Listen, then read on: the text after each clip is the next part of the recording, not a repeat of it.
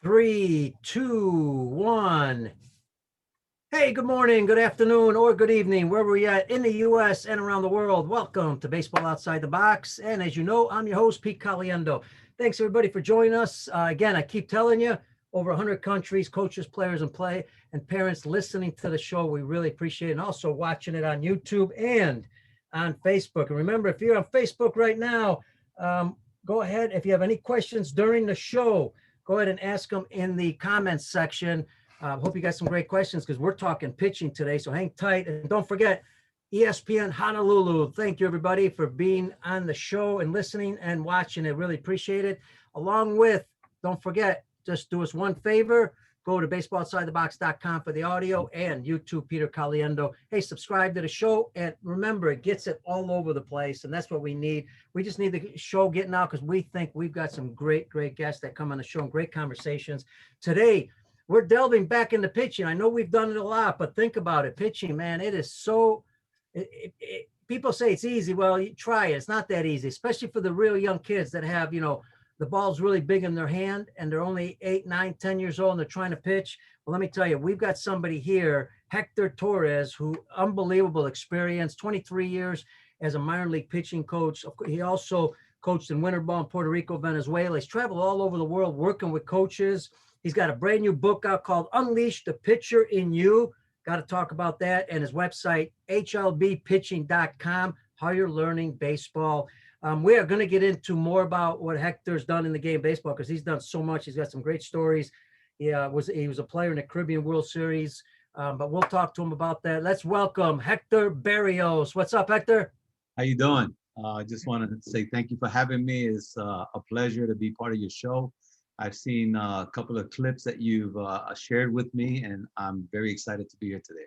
I'll tell you what, I got to tell you, Hector, I got to thank our good friend in BC Baseball, one of the best baseball organizations in the world. And again, I've been fortunate to travel the world. So I think I can say that Grant Reimer, and we talked about it off the show, Grant Reimer, one of the board members would be BC Baseball and pitching guy, he was the one that recommended you. And let me tell you, I talked to you about half hour before the show, and I could tell why he recommended you. So again, thanks for being on. And I thought, an interesting way to start the show would be this.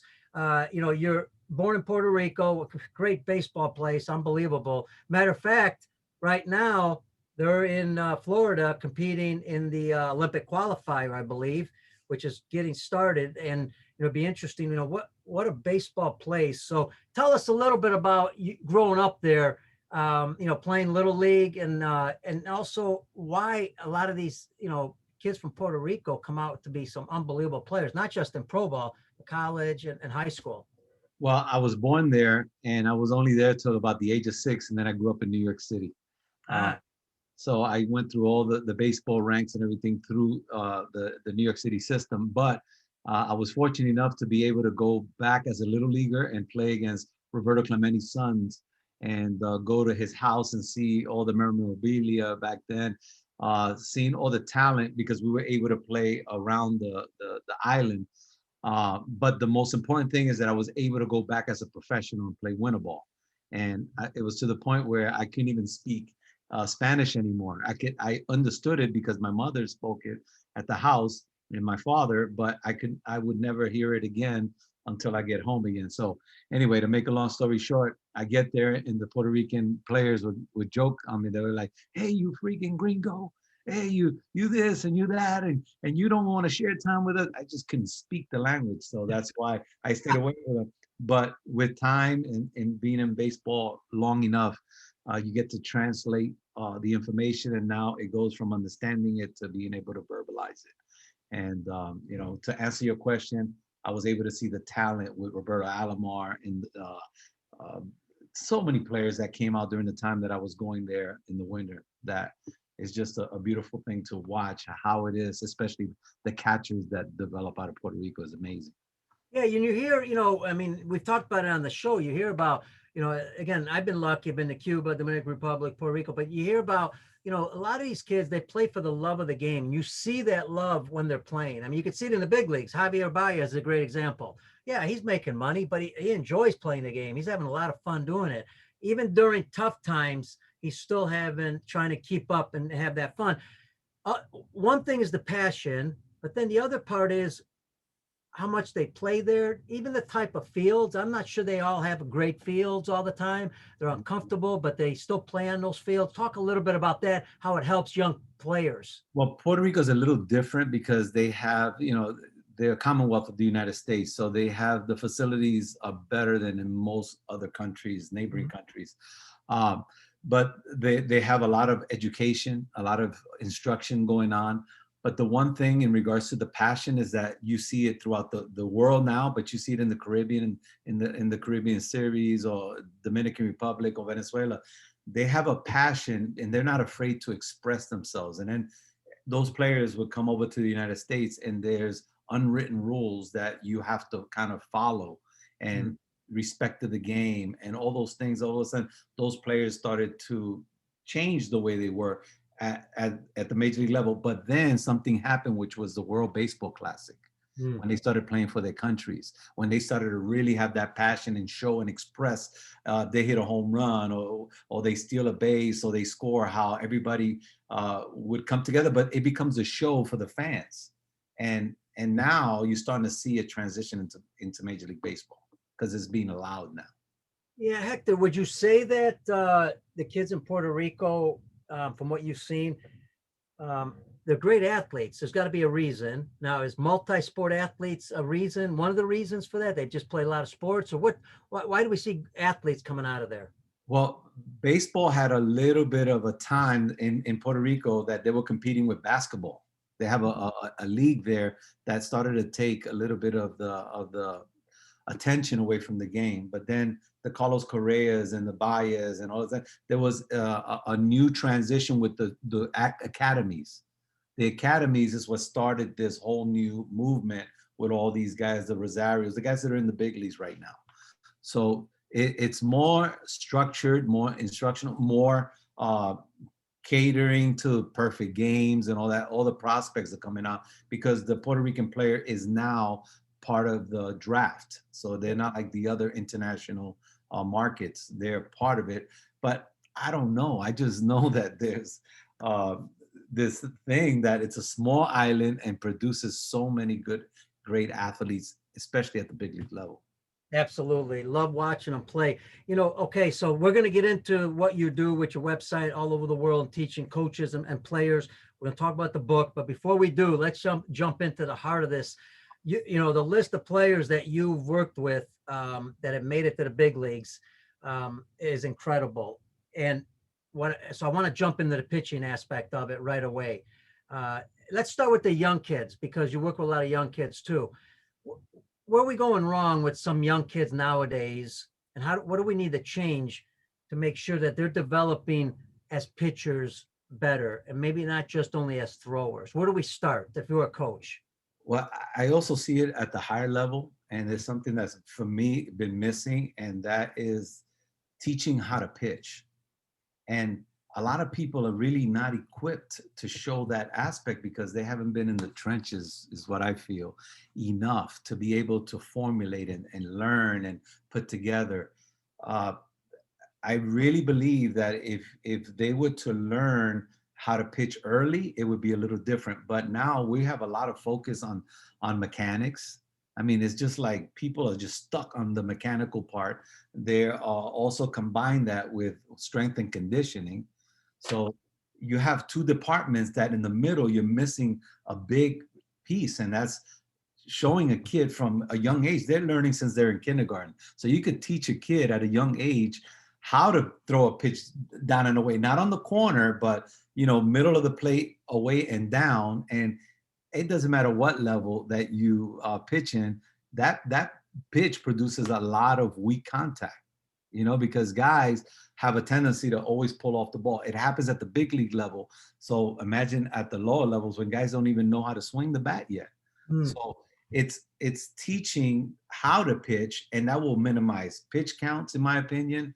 It would have guys, instead of trying to throw as hard as they possibly can, because now parents are seeing it. Wow, my kid is not throwing the velocity that this other kid is throwing. How do I get him to do that? But then they start doing it, being a little bit out of control. It's like driving a car down the highway 90 miles an hour and a dog gets in the way and you swerve, you're out of control. But if you're going 55, you stand a better chance to stay on the path. So I truly believe that there is so much out of control movements in this day and age, trying to throw hard, that it's really leaving behind the most important part, and that's pitching.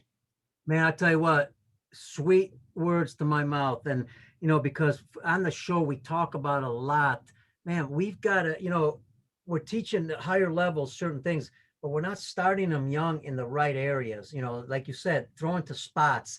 And I go back and I mentioned this, Hector, because I've been to Japan a lot and I love the Japanese because, the Japanese kids, the difference between the Japanese kids and anybody in the world, I don't care who it is, mostly, you put the glove here And they're gonna they hit. miss close, right?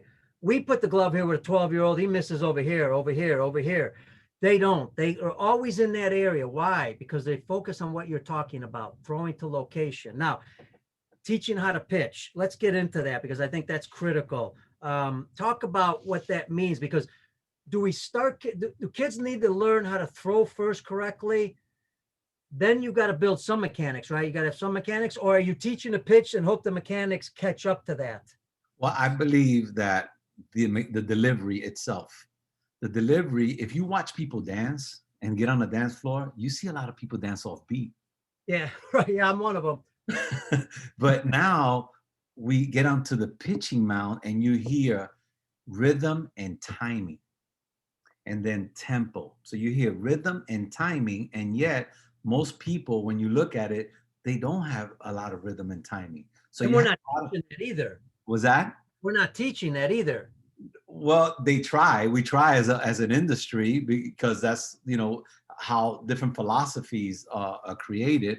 But you're teaching. Let's just say that person gets on the mound and he doesn't have good rhythm. And how do you teach him rhythm and timing? Because a lot of people talk about tempo. For me, tempo is speed, and tempo is connected from one pitch to the other, maintaining a good tempo in the game. I'm a firm believer that the pitcher has rhythm and timing. That timing to be able to throw the ball and repeat that release point consistently. So how do I get my body in good rhythm so I can have good timing? If that makes sense. So once you start kind of developing that part where the kid can repeat to a certain extent, because you don't expect them to be a big leaguer overnight. It takes time, because when I work with guys, it still takes time where they rewire their movements and now create a different movement. It takes time for that to happen. But once you get that, then now we talk about pitching. A bullpen should not be thinking about mechanics. A bullpen should be taught about pitch selection and pitch sequencing. And any hitter that gets up to bat for the first, I don't care what level you're at, they're looking, especially in this day and age, middle in, so they can really sway the game with one swing of the bat.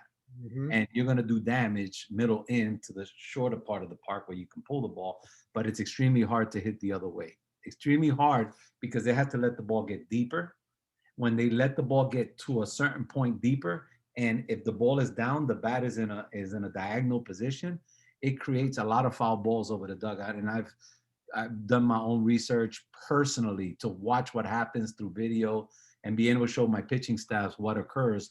But when they hit the ball deep in the zone and the bat is in this angle, you have three things that are in three different points. And that's the hands, the barrel of the bat, and the ball are in three different places on that outer half and down. And that's why you see balls shoot off to the first base dugout. So I want my pitcher to understand it.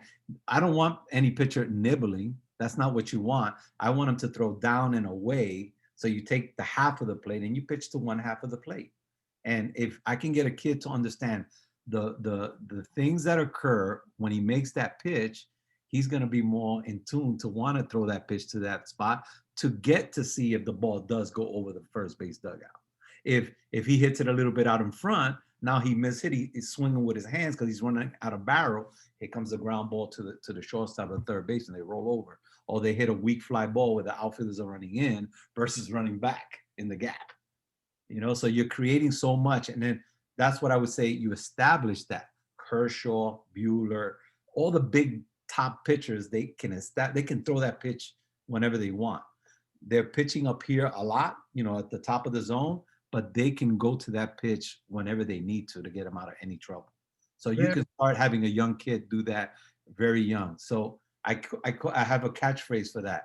Get the take. Get the take, because most of them are going to take it because they can't do much with that pitch. The coaches teach them, don't swing at that pitch, please. Do you prefer to be 0 for 1 or 0-1? I Absolutely. prefer to be 0-1 so you can get another pitch. But if you're 0 for 1, you lost the at bat. Yeah. So why give it up with the first pitch that the pitcher makes? So they're not going to panic. They're going to let you pitch. Yeah. So that would be called get the take. And that's great stuff. I love that.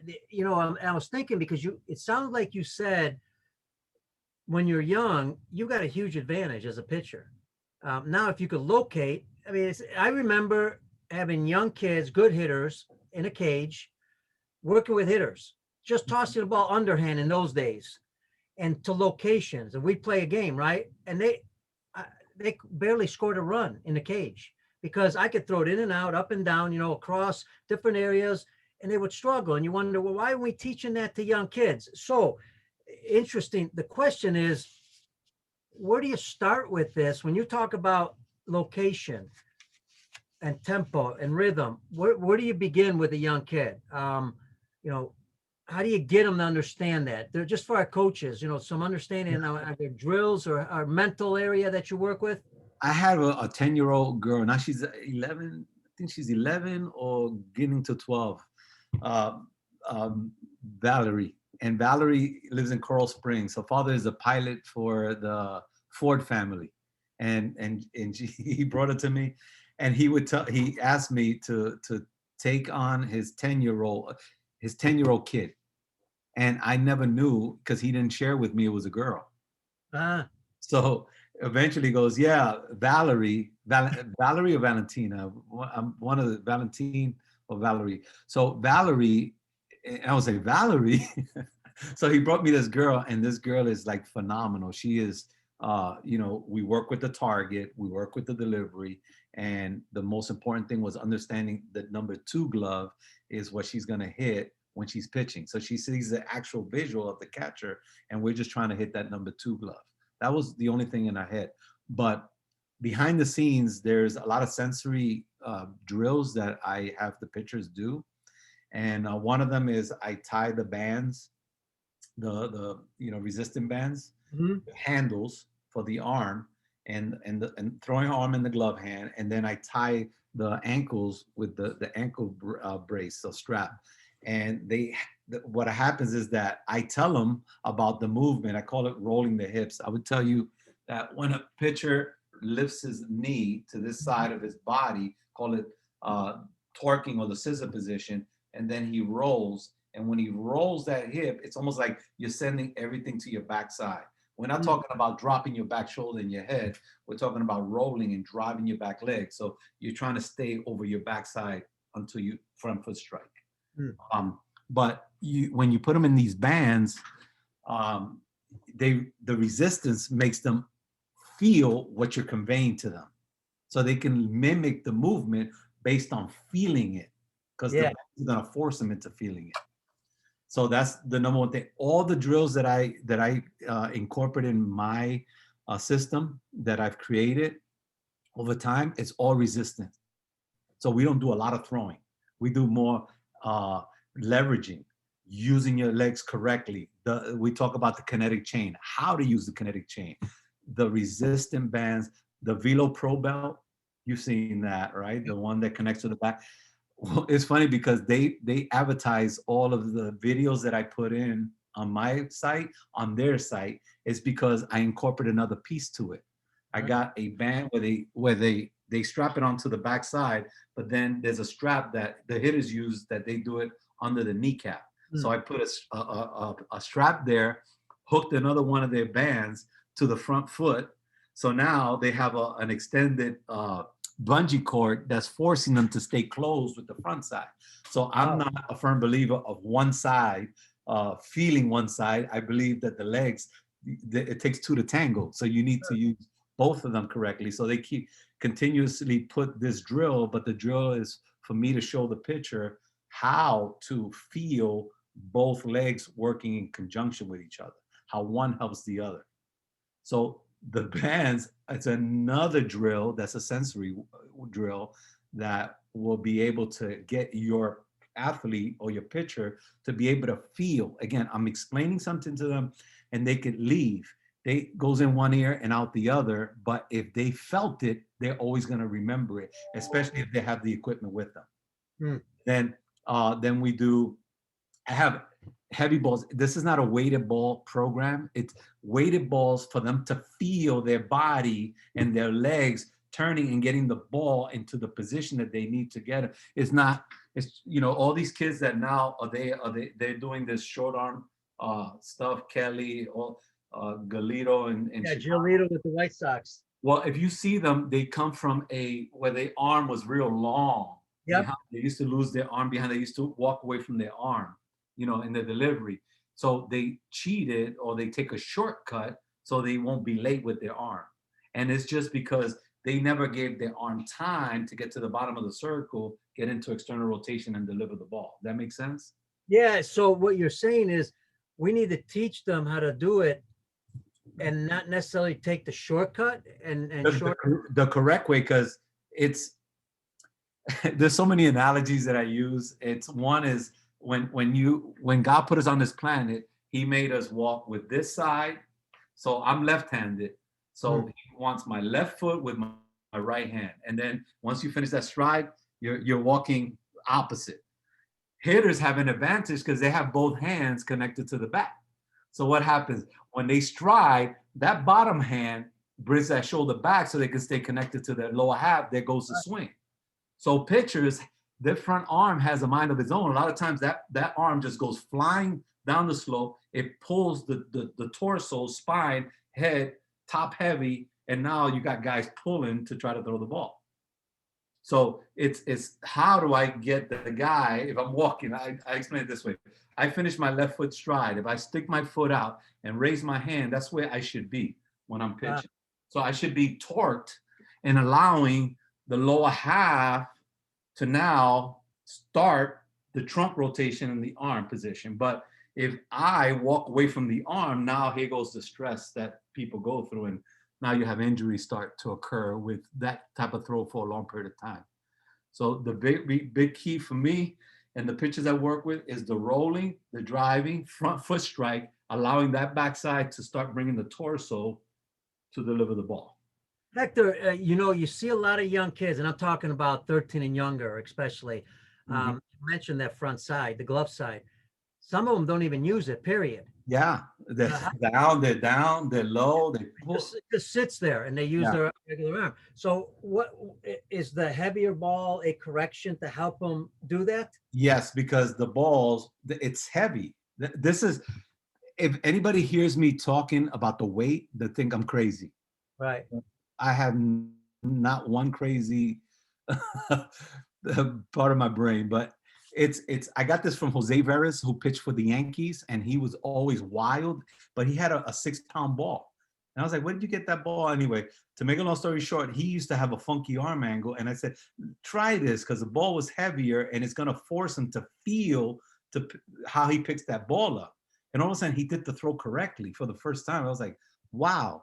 So later on, as I kept teaching, I grabbed the heavy balls, and the heavy balls were just so they can feel the lower half, the legs, bring it, you know, bring the rotation up and bring the arm where they can keep the arm and feel that arm path. They would literally feel that arm path.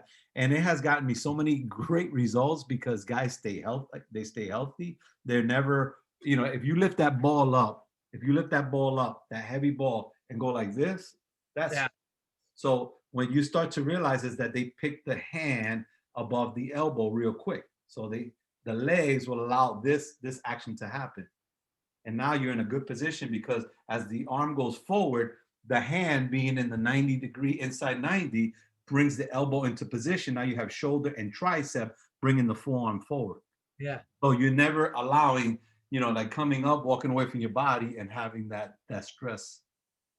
So the balls have given me the ability to convey the message to the pitcher And your question in the beginning, how do we teach a young kid? So I would get, with Valentina, I would get very lighter balls, but enough where she can feel it. And the good thing about the balls is that they never gonna, you'll see the layback will never be like, when they're actually thrown. The layback will just be here and it's just like pushing. But the most important thing, shoulder, back, and always having your decelerator go to the lat versus getting stuck in your shoulder. That makes sense. Which is what you see in this day and age. If you're listening on the podcast, I mean, I think by listening, you should be able to understand that. But just in case there's a visual, go to YouTube, Peter Caliendo, watch the visual part. You can see Hector actually doing the motion. Man, it makes so much sense. Now, here's a difficult one. You hear people say, the Japanese are a great example. They pretty much teach everybody the same. The question would be, you teach everybody the same, or are there certain things that, because nowadays you hear, well, you got to let a guy or gal be themselves naturally and let them do how their body works. So how do you separate those two? There are certain things that you teach that are the same and certain things you let the body naturally do, or am I going in the wrong direction here? No, you're going in a great direction. I had the guy I've been with great pitching coaches in my career. Rick Peterson, Gil Patterson, the list goes on and on. Rick Honeycutt. The most influential person that I came across was a man by the name of Rafael Chavez. And he is, after 15 years of being in the game, I learned how to really use the lower half. And that's when I went to the Dodgers. So Rick Honeycutt was there, but the most other guy that combined to make that connection in my mind on how to teach the lower half was Sandy Koufax. Wow. I was a double-A pitching coach and I was in big league camp, and I was there with Sandy Koufax. And do you think I'm going to let that opportunity for 2 weeks? No way. I was on Sandy like white on rice, and I said, I have this opportunity here. I had Davey Lopes there, and Davey Lopes and I worked in a station together. So that's another topic of conversation. But Sandy Koufax, one of the things that stood out, he simplified everything so well. The thing that the way he explains things was just so easy. But one of them was, the question was, do you believe in heel touch or toe touch, or having the foot? And Sandy comes back and he goes, well, I believe in the heel, because if God wanted me to land on my toe, he would have put my toe here and my heel here. Backwards. Wow, that made so much of an impact. Aside from so many, my middle of the strike zone is down and away. I never throw a pitch down the middle, he said. Wow. He learned that down and away was his spot. Yeah, he would never pitch in the middle. That's the hitter spot. My down the middle is down and away. And it was like, wow, that makes a lot of sense. But Rafi Chavez spent so much time explaining the lower half that it started to open up the thinking that I had. I had a set way of looking at the delivery, but he opened my mind up to see it a different way. And then ever since that, I saw more velocity increases than I had ever seen in my career.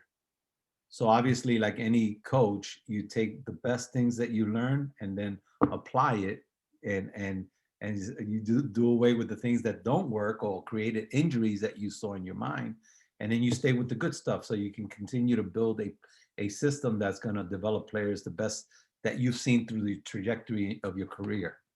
All right, so Hector, so if we're talking about some mechanics, obviously you got to understand the mechanical aspect, the movement. We got rhythm, timing, and tempo in there. Those things, along with what else, and the lower body, again, you mentioned lower body, those things build velocity. So we're talking about working on location, timing, all these other things that then at the end, you'll get the velocity. But what else do we need to do? Do we need to include other things to gain some velocity, or just those? Well, I mean, I'm not a strength conditioning guy, because when you're in professional baseball, everybody has their departments. Mm-hmm. I am a pitching guy, and I am not going to try to do something in my lane that requires something that other people go to school for and learn. I have my PhD is in pitching. You know, it's not in strength and conditioning. So I leave that I work alongside with strength and conditioning, but I am not a big proponent on heavy lifting. And if you look at the history of the game, I saw Jack Morris come into the clubhouse when I was at the Detroit Tigers. That was the first time I ever saw any weights being talked about. And it was just the Job exercises with 5-pound weights. Mm-hmm. And at that time, it was like a taboo to lift. But the thing that, you know, like Pedro Martinez said, I never did a push-up in my life, you know? So there was no strength and conditioning done with Sandy Koufax and all those guys.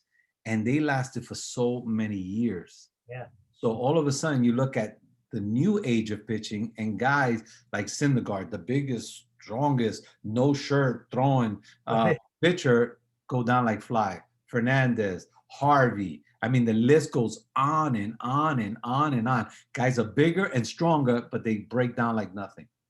You know, so overthrowing, possibly, you know, trying to throw hard. But how did these guys, Tom Seaver and Nolan Ryan, doing a movement that is said that is not a natural movement, right? Throwing a baseball is not natural. If it's not natural, how did these guys last for 27 years and 20 years pitching without lifting weights? Yeah. So they just did it correctly. There's so many people that pitch, and a lot of them do it incorrectly. The ones that do it correctly usually stand a better chance. In this day and age, Mariano Rivera, John Lester, these guys are never on the shelf because they work their lower half a lot better than most, and they give their arm time, and their follow-throughs use their big muscle. So you take what was happening in the old era and then try to see how that can help this new era. So I see a lot of different things. I see the show. You're in the big leagues, you see a guy throw, the arm gets stuck right here, boom, there's a recoil, and now here goes the show for TV. The leg comes up and around. Right. Constant. So when that leg comes up, it goes around, up and around. My upper body has to be upright. In the old days, you would see a guy throw, here come the shoulder, here come the lat, here come the glute, here come the leg on the follow through, and land, boom, and they were more in fielding position. In this day and age, you see guys go here, that's it, the throw's done. A lot of stress right here because the braking mechanism stops right at this particular point. It doesn't give you the air brakes to take on the brunt of the braking mechanism. And then standing up allows that leg to come here, and now is a show. And guys are out of position, a little ground ball up the middle, and they can't even feel their position. A bunt to the first base side or swinging bunt that way, they can't get there. Right. So, you know, and that reminds me, and I sorry to interrupt, but it reminds me because you look at a guy like Nolan Ryan, he threw pretty hard, and yet his momentum was going towards home plate. Now we got guys going right, left, and and I see a lot of young kids, even on videos on YouTube, they're running as hard as they can, and I get it. They're trying to throw the ball as hard as they can, but they're just throwing it without even, there's no really body motion. It's just throw. Wherever the body goes, it goes, just to get velocity. And that's a concern because we know this, Hector. We know past 87, I believe, and I don't want to misquote it, but past a certain miles per hour, the ACL can't handle it. So my concern is if we're not teaching proper movement, that's one of the reasons we're starting to see more injuries at the major league level, not just because of velocity, but also because of improper movement. Well, I always stress how easy can I throw hard? Yeah. What you see nowadays is everybody's got these magic numbers of 100. So you have young kids trying to throw that velocity.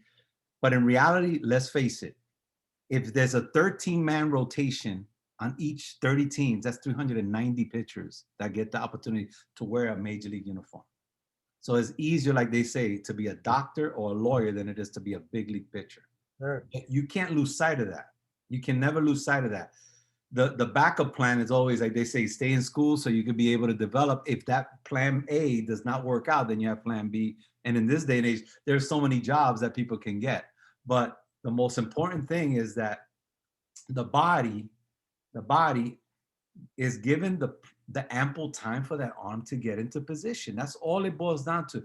If this arm does not get ample time to get into inside 90 and get external rotation, and then allow the shoulder, the tricep to deliver the form, you're now extending those ligaments. Everything goes directly to the joints. You could get as strong as you can. Your rotator cuff doesn't get much stronger. You could only maintain it, but it doesn't like get stronger. So what ends up being injured? The small, bitty parts of the arm, not the muscles. Usually a flexor tendon, the UCL, right? Rotator cuff, labrum tears. But those are the small parts of the connective tissue that holds the joint together. If you don't give that connective tissue enough time for the big muscles to help it, then you put yourself in a position of risk of injury. Love it. Hey, listen, the other part I was thinking about, here's a good one. I think we forget this, and you mentioned it because you're talking about location and visual, and you showed your target, which I want you to show here in a minute, that you developed, because I love that. Are we forgetting that the brain is, and you keep hearing this, the brain is so powerful that visually, if I'm looking at a spot and trying to hit that spot and working on it, as you mentioned earlier, along with rhythm and timing and all that, but you're looking at that location, that brain is so powerful, it can actually, I would assume, again, I'm not an expert, it would assume that it would start correcting the body in order to get that final result done by hitting that spot. If you were to take your girlfriend, when you're young, to the amusement park, and you're going to try to knock down the 3 puppets, you're not going to be thinking, okay, hand separation, I got to stay close, I got to right. You're just looking at that spot, boom. And if I miss to the left of it, I make the adjustment a little bit more here to try to hit it right between the nose so I can knock it back. If I missed it a little to the right, I know I yanked it. So now I'm making a hand-eye coordination. God gave us all the hand-eye coordination ability, some better than others, but it's developing the hand-eye coordination part as you do mechanics, as you do those other parts. So now my hand-eye coordination is what's going to get me to put the ball in the glove. There's more things to it. Aim small, miss small. I learned a while ago when I was playing winter ball, a guy named Reggie Ritter came up to me and asked me, when you look at a glove, what is it that you look at? I'm a pitcher, and I had already played AA, so it showed me how naive I still was about pitching, because nobody had talked to me about pitching ever. It was just on natural ability. So I said, what do you think I look at? I look at the glove. He goes, wrong answer. Like, wrong answer. So I said, so what is the answer? He goes, the real good ones, the Roger Clemens, at that time, Saberhagen, all those guys, they look at an itty bitty spot. So they'll see a light come through the glove. They see a little lace, and that glove becomes huge. When they go throw that ball, they look at that little, and they don't miss the glove. They stay in that glove. You, on the other hand, you go for the glove and you miss here. That could be the difference of down and away to middle to double in the gap to you backing up the bases. And that stayed with me to the point that it started to get my thinking. And so he had drills for me. He goes, I want you to do this. We're going to BP going on. Balls are flying all over the place. And he goes, I want you to just think about looking at that little spot and throwing your fastball. So I could throw strikes. So now all of a sudden my strikes became like command strikes, precise strike. So I started hitting that target. And then, by looking at it, that glove became big. I couldn't miss it. I mean, I was a professional. So all of a sudden I just took my focus and concentration to a different level. And then the last thing I'll leave you with in regards to this is he said, okay, now you have a 2-0 count and we're going to throw breaking balls. Right. So after he had me throw breaking balls for a strike, he goes, I'm going to give you a count and I don't want you to think about the count. I just want you to think about that little spot and hitting the glove. So the count does not make any difference in what you're trying to do. So, okay. 2-0. He would scream that, in the field, 2-0. So after the 2-0 count was in my head, he goes, I want you to eliminate 2-0 and just concentrate on hitting the glove. Forget about anything else. Just hit the glove. I want to hit the glove. And he goes, what's the count now? So the count could either put pressure so you could throw a ball, or you could just eliminate things and just concentrate on hitting, like I was at that amusement park hitting that puppet between the eyes. Love So that's it. what pitch came to me. Yeah, And then and by the way, for our YouTube people, go ahead and show the target. I love that target. I think that's important. So, folks, if you're on the podcast at ESPN or also on Baseball Outside the Box, just check out Peter Caliendo YouTube let me take off my video background to show it. Yeah, there you go. So these are this is the name of the target. It's Pro Command. I have it's online. You can buy it on Shopify. And then these are the targets that I was telling you. So I literally put that lace, and I actually put a light coming through the glove here. If you see that light coming through. Yeah. So that's in every single glove. And this is like basically the bottom of the zone. So you got the 2 and the 3 are right on the black of the plate. So you're throwing on the inner half of those. Mm-hmm. 1 would be for breaking balls. Let's just say if you're working on throwing a curveball, slider, change it for a strike, you throw it down the middle, and then, depending on the movement, it'll go to one of the gloves. And then you go lower. That's the 7 is the left-handed breaking ball to the right-handed hitter's foot, and the 6 is the righty to the foot of the left-handed hitter. And then you just go up top, and now you pitch at the top of the zone. You got the ones that create the swing, and the 8 is the one that creates a swing and miss. Love it. Specific locations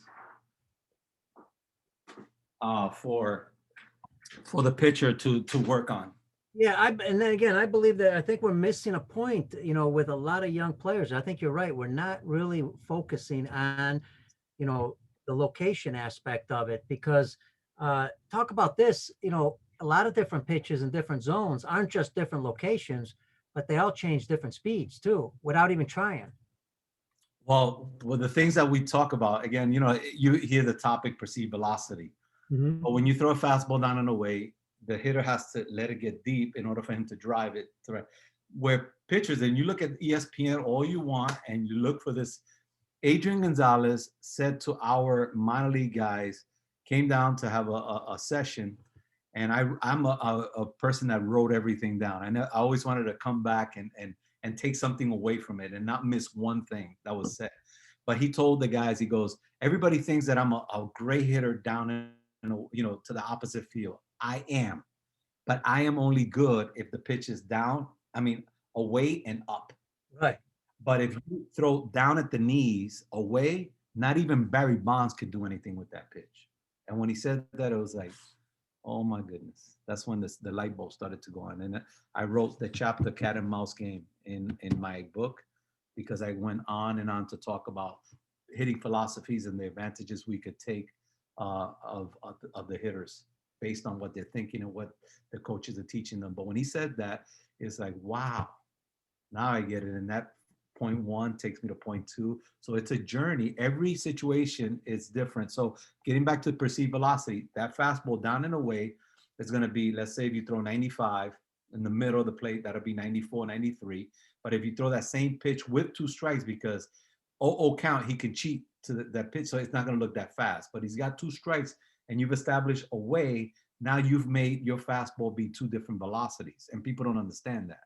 Right. So with the 2 velocities, you got 96, 97 of the 95, because he has less time to hit it and react, and he can't do it because he's got what we call the 63 ball effect. 7 balls across the bottom, 9 balls to the top. You times it by 7 by 9, you get the 63. So he has to have the 63 ball effect, that he has to worry about everything. He's not going to be turning and burning on a 2 strike 1-2. Usually the free strikes come when they have 2 strikes, no matter what the count is. The 2 strikes. Go ahead. No, I was going to say, it's a great example of what you're talking about, because you said location. I saw a stat just the other day, 24% of major league fastballs hit their spot. That means they're missing that spot that many times. Well, then obviously the hitter's going to have a good advantage if you can only locate the fastball 24% of your time. Well, the other day, Vladimir made his debut and he pitched like a seasoned veteran. Luis Castillo pitched the day after, and then that whole staff gave 10 runs, and he gave up one on one swing of the bat. It was a home run to left field. But he understands this philosophy, and he takes it to another level. He pitched in spring training to the Dodgers, and we always talk about that pitch. He struck out 4 guys. 3 of them were on that fastball down and away. Pollock, Turner, and Taylor, 3 studs.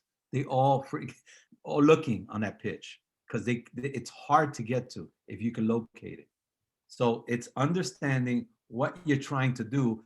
The best hitters in the world still have trouble with that. So imagine and coaches working with these young kids. Listen what Hector's talking, man. I mean, concentrate on location, location, location.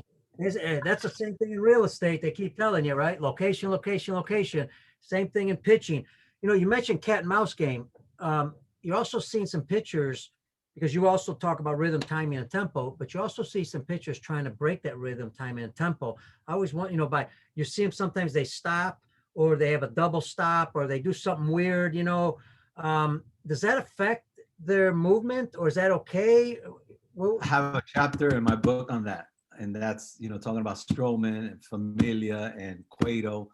And I was in a hitting class. And the other thing I try to do is anytime in professional baseball there was a hitting class, I would sneak into that class and be like a fly on the wall to listen to what the hitting coaches were telling the hitters. And this one particular one, Frank Cacciatore was the name of the coach. He was talking about the front foot strike on the hitter. When he lands and he strides with the front foot, when they had the videos back then and they frame by frame it was 10 frames from when the pitcher released the ball to when it got into the hitting zone. So your foot as a hitter needed to be down on 5 or 6 of those clicks.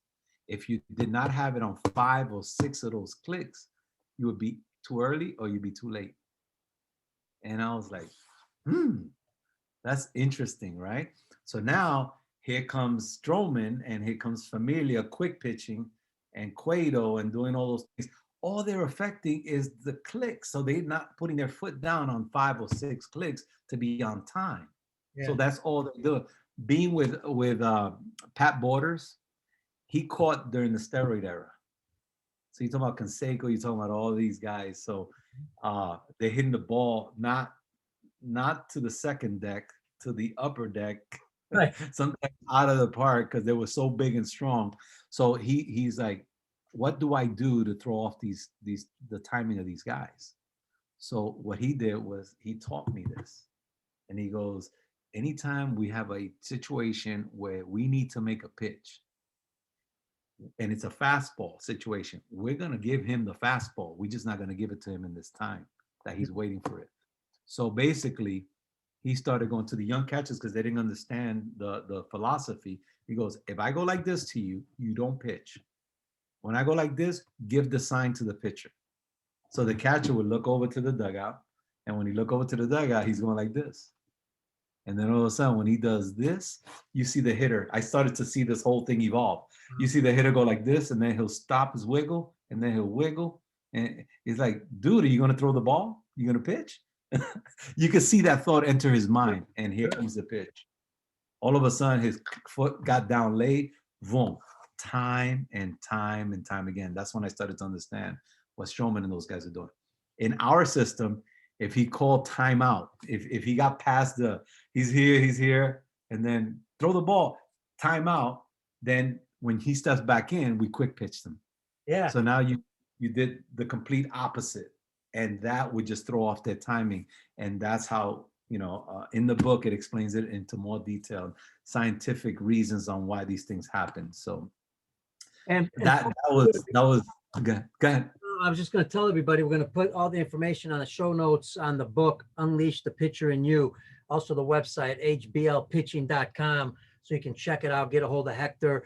Hector, the other part of pitching you hear is, pitchers who release the ball too early, or pitchers that should be releasing it later so the ball gets there quicker visually.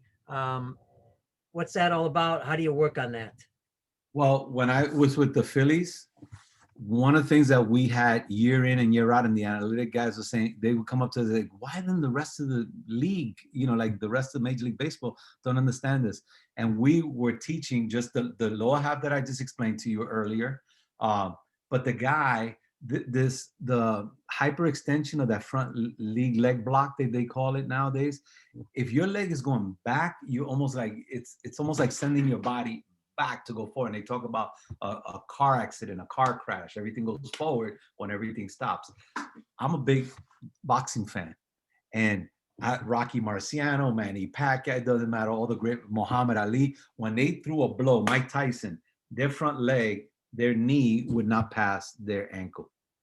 As long as it doesn't go past it, you don't leak any energy. They want even more to hyperextend it. So if you hyperextend it, your hip, as opposed to your hip going through the front side, it kind of goes up because it locks, and it kind of, so there's a stopping mechanism just to get the upper body over the front side.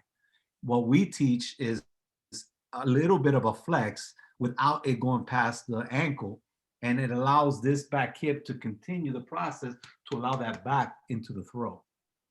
Does that make sense? Yeah, absolutely.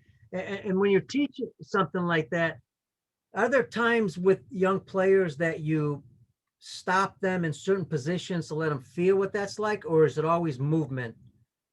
Well, when you start teaching, like the way we talk with the sensory stuff, and we drive with the heel, they land on the heel.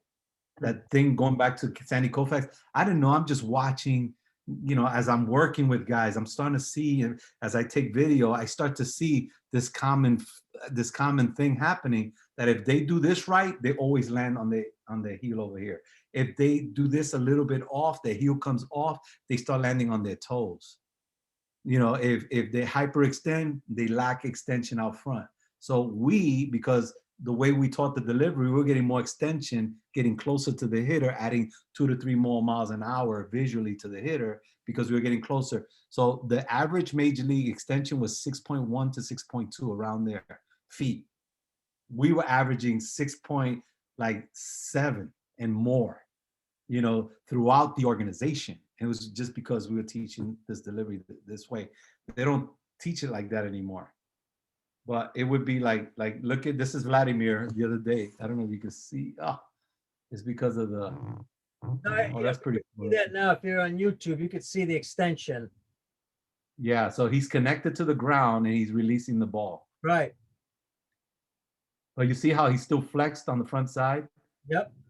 If he was hyperextended, he would not be able to get there. And you're seeing this, and folks on audio, I'm kind of leaning forward with my arm. You're seeing this more than your body upright releasing the ball. Yes. Let me so you can see it clearer. Look at it now. You can see it there. Yeah, perfect. Love that. So he's still connected. This is on Friday when he pitched.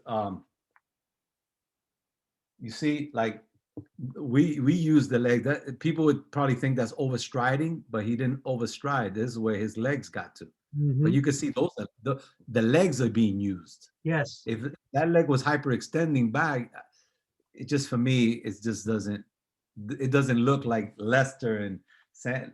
That's the same view. But if you can ask another question if you want, but I'll just give you. I was just going to add, the part that you said earlier, you've got experts, obviously athletic trainers, work on these things. And the other part of it is the flexibility. A lot of young kids don't have the flexibility because we don't work on it. So how do you get to those spots? Well, that's funny. I had an experience during the pandemic. We had all of these prospects that came with the Phillies, and after a year, after like 3 years, they kept looking at their numbers, and their numbers kept getting flexible wise. They kept losing flexibility and mobility. So it gets tighter and tighter. So what started to happen? They were getting so strong, and were they getting so strong in the legs? right? They're gonna do every squat in the universe. You know, the Russian squat, the the this squat, the whatever squat and lunge. They were getting so strong that they were so tight. So now I get a guy to the mound and I'm asking him, I need your front knee to get to your back shoulder so they can roll. They can't even get their knee past this point because they were so tight. Right. The pelvic area would not allow it to, so they started to lose the function. So that can go in two ways. And one thing that you see, strength and conditioning organizations and companies have different viewpoints on what strength and conditioning is. Yeah.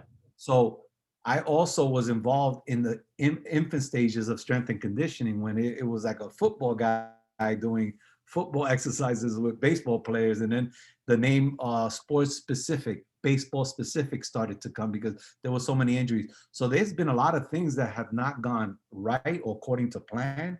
And a lot of different shifts and pivots have gone into this, strength and conditioning way of looking at things.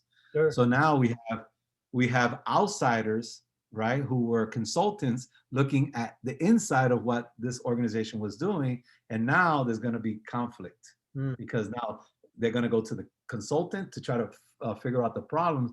So I'm watching this and I'm like, whoa, you got to be very careful with the strength and conditioning part because there could be a point where the guy gets too strong and it doesn't allow him to do the functional stuff on the field.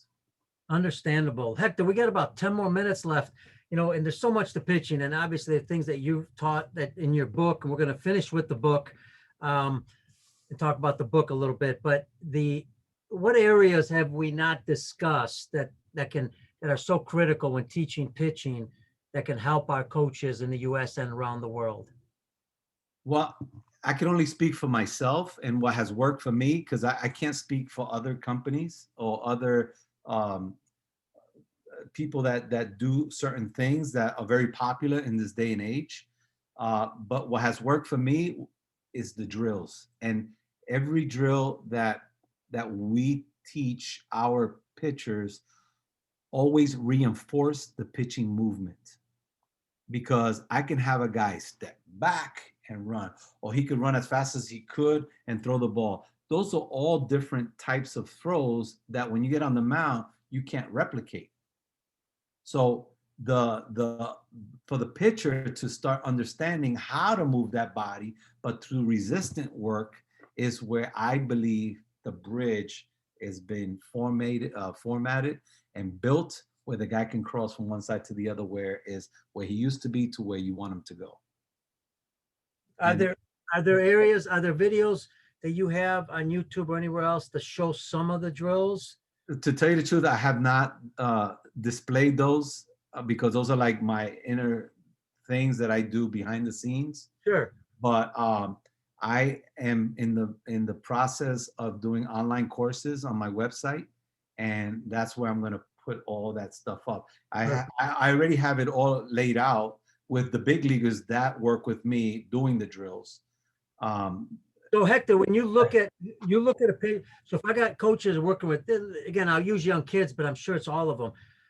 You got them now, maybe the first time you see them, talk about, you're going to look at them and then you're going to try to identify what they need to work on and then tailor the drills for that specific area.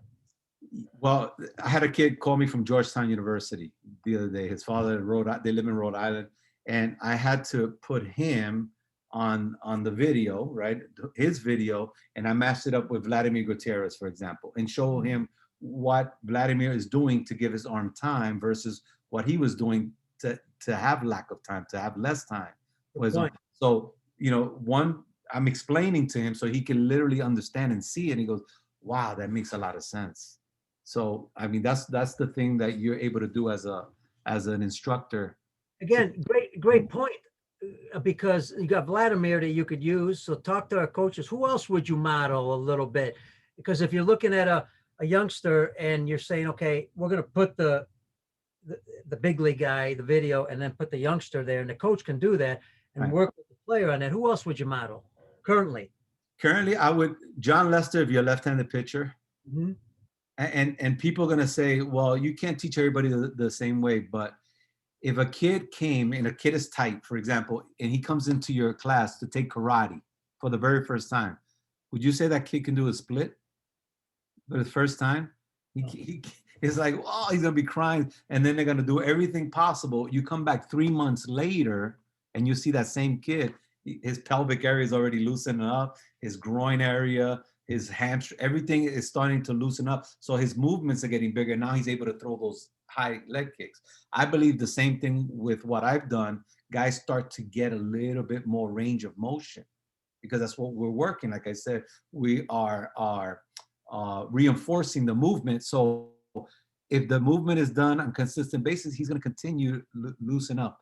You have to watch on the other end if he's doing something that's causing this movement, not to be able to be done the correct way. If that makes any sense. Absolutely. All right, let's finish it off. Unleash the Pitcher in You. Talk about the book, but talk about what's in it and why coaches should buy this particular book. One of the things that I did was I talked about the history of the game, the history of pitching, the way it was to where it is today, and the differences, so they can at least get a grasp. Because from, like, I would say the 90s, like 89 on down, it's almost like it's been deleted from baseball. Right. And it's like we never go back to that. So because we're selling this movement, we don't see the great things that happened back then. Leo Mazzoni, I read his book, and he said, he had the guys throw 2 bullpens in between, but his bullpens were never at 100%. He said the only time that you get hurt is at 100%. So we see kids throwing 100%, 100%, 100%. Something's got to give, and that's why you start to see all these injuries. He had Tom Glavine, Smoltz, all these great pitchers for 10 years, being in the playoffs and all that, and stayed as healthy as you could possibly be. So I've taken that to heart, and that's the way I've always thought.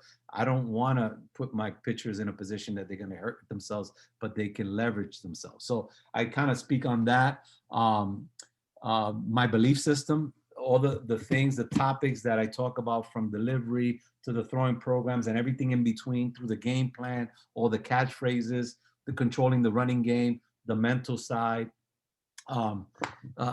It's the preparation that goes into being able to take the mental side and apply it in a game situation, focus and concentration. There's so many things in this book that touch and tap into so many things that I've learned from Roy Halladay, being in the same room with me. I posted a no-hitter that he threw in the playoffs, and I had him explain every single pitch that he was making and why he was making it, to who he was making it, to the kids in the room. And it was like fascinating. But things that he mentioned, just a quick point real quick. And he said, when I go into the game, Hector, I always anticipated 2 bad innings. So when those 2 bad innings arrived, I was ready for those 2 innings. I would be able to get out of the inning because mentally I was prepared for the difficulty. When it came, I was already ahead of the game. Interesting. So that is something that he came. I'm going to have 2 of those, he said. And then I learned from somebody else that he's going to give his pitchers 2 troubles.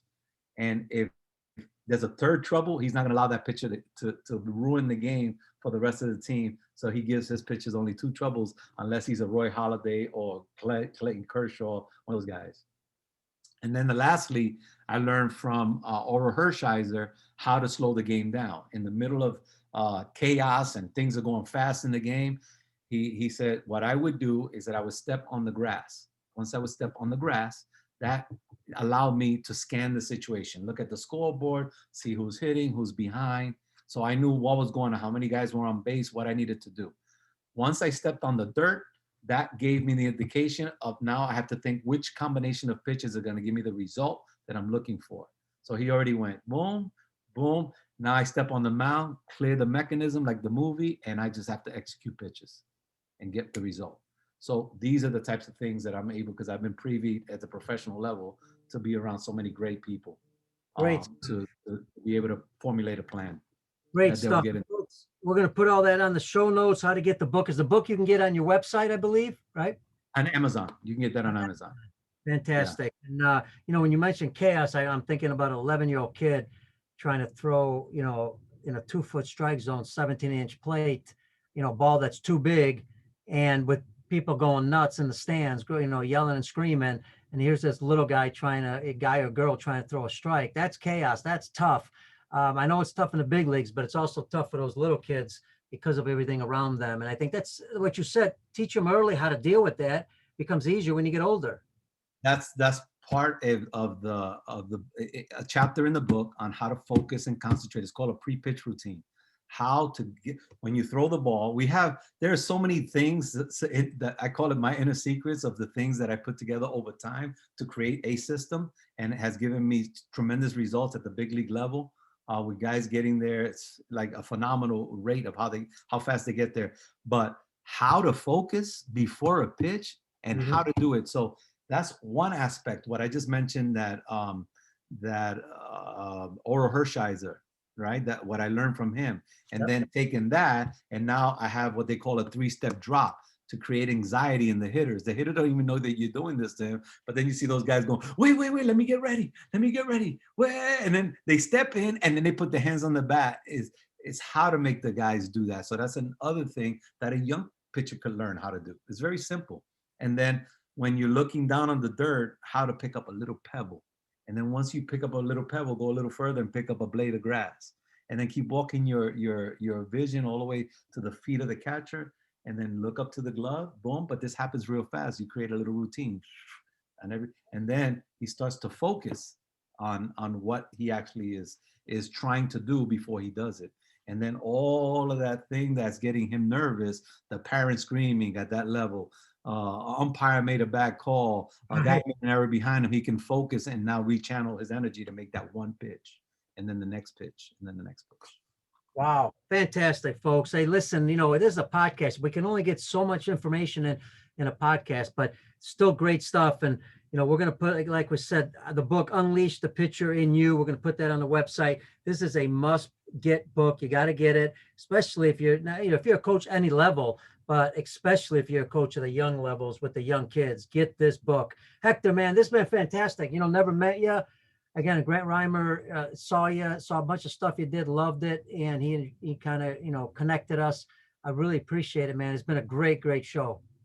Well, it's funny because you meet people, and in this short time that you and I have been together, it feels like I've known you forever. So yeah, it's crazy, isn't it? I love it.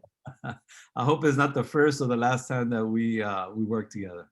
No, I got a feeling we're going to be doing some stuff together, not just in the U.S., but around the world. So again, man, special thank you, Hector. Have a great, and by the way, folks, my apologies. Have a great Memorial weekend and Memorial Day, special day for people who sacrificed their lives for, allowing guys like Hector and I to do things what you're doing in your life. Without those sacrifices that people made, we wouldn't have this great opportunity in this great country. And again, I apologize for not saying that at the beginning. That should have been forefront in the podcast. But again, have a great Memorial Day, Hector, and we'll talk soon, man. I appreciate it. Thank you. Thank you for having me. All right, everybody. That's Hector Torres. I'm Pete Caliendo. Berrios. Why did I say Torres? Jeez. I work with Hector Torres. Did you work with Torres? Yeah. I told you when the show was started, I'll screw up somewhere, right? Well, there you go. I did it. Hector Berrios. Folks, Pete Caliendo, this Baseball Outside the Box. Don't forget, go to baseballoutsidethebox.com for the audio. Go to YouTube, Peter Caliendo. Check out all the shows on YouTube. Subscribe, and you will get all the updates on the new shows. Everybody, stay safe. Memorial Day weekend. Remember, stay healthy. God bless you all, and we'll see you on the baseball, field soon. We'll see everybody on the next show. See you, everybody. Take care.